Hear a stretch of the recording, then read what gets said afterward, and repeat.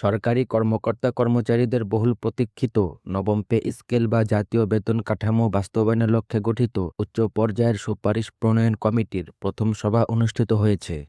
রোববার 15 ফেব্রুয়ারি বিকেলে আয়োজিত এক সংবাদ সম্মেলনে অন্তর্বর্তী সরকারের প্রধান উপদেষ্টার প্রেস সচিব শফিকুল আলম এই তথ্য নিশ্চিত করেছেন।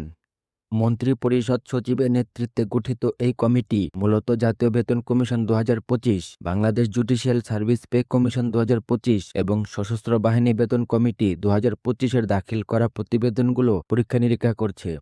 প্রথম বৈঠকে কমিটির সদস্যরা নতুন বেতন কাঠামোর খুঁটিনাটি, আর্থিক সংস্থান এবং বাস্তবায়ন প্রক্রিয়া নিয়ে প্রাথমিক আলোচনা করছেন।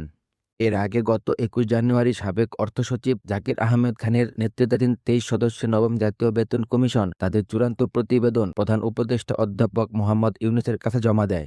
নির্ধারিত সময়ের 3 সপ্তাহ আগেই জমা দেওয়া এই প্রতিবেদনে সরকারি কর্মচারীদের জন্য বড় ধরনের বেতন বৃদ্ধির সুপারিশ করা হয়েছে। প্রস্তাবিত কাঠামোতে সর্বনিম্ন বেতন ৮,২৫০ টাকা থেকে বাড়িয়ে ২০,০০০ টাকা এবং সর্বোচ্চ বেতন ৭৮,০০০ টাকা থেকে বাড়িয়ে ১,৬০,০০০ টাকা করার কথা বলা হয়েছে। অর্থাৎ সর্বনিম্ন ও সর্বোচ্চ বেতনের অনুপাত ১:৯.৪ থেকে কমিয়ে ১:৮ করার প্রস্তাব দেওয়া হয়েছে, যা কর্মচারীদের মধ্যে বেতন বৈষম্য কমাতে সহায়ক হবে বলে মনে করছেন সংশ্লিষ্টরা। কমিশনের সুপারিশ অনুযায়ী নতুন এই বেতন কাঠামো বাস্তবায়ন করতে সরকারের অতিরিক্ত ১,০৬,০০০ কোটি টাকার প্রয়োজন হবে। প্রতিবেদনে ২০টি গ্রেড বহাল রেখে মূল বেতনের পাশাপাশি স্বাস্থ্য বীমা প্রবর্তন, পেনশন ব্যবস্থার সংস্কার এবং সরকারি কর্মচারী কল্যাণ বোর্ড পুনর্গঠনের মতো সৃজনশীল প্রস্তাবনা দেওয়া হয়েছে। প্রধান উপদেষ্টা প্রতিবেদনটি গ্রহণ করে সন্তোষ প্রকাশ করেছিলেন এবং জানিয়েছিলেন যে দীর্ঘ সময় ধরে মানুষ এই পরিবর্তনের জন্য অপেক্ষা করেছে। সুপারিশ প্রণয়ন কমিটি এখন এই প্রস্তাবগুলোর আর্থিক প্রভাব এবং ধাপে ধাপে বাস্তবায়নের পদ্ধতি নিয়ে কাজ করছে, যা শেষ করে তারা দ্রুতই সরকারের কাছে চূড়ান্ত প্রতিবেদন দাখিল করবে।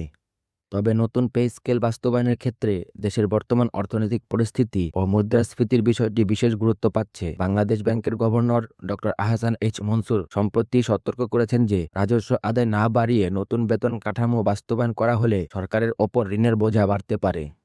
বর্তমানে দেশে প্রায় ১৪ লাখ সরকারি কর্মচারী এবং ৯ লাখ পেনশনভোগী রয়েছেন, যাদের জন্য সরকারের বার্ষিক ব্যয় প্রায় ১,৩১,০০০ কোটি টাকা। সুপারিশ প্রণয়ন কমিটির পরবর্তী সভাগুলোতে এসব আর্থিক চ্যালেঞ্জ মোকাবেলা করে কিভাবে একটি ভারসাম্যপূর্ণ বেতন কাঠামো গেজেট আকারে প্রকাশ করা যায়, সেটি হবে মূল লক্ষ্য।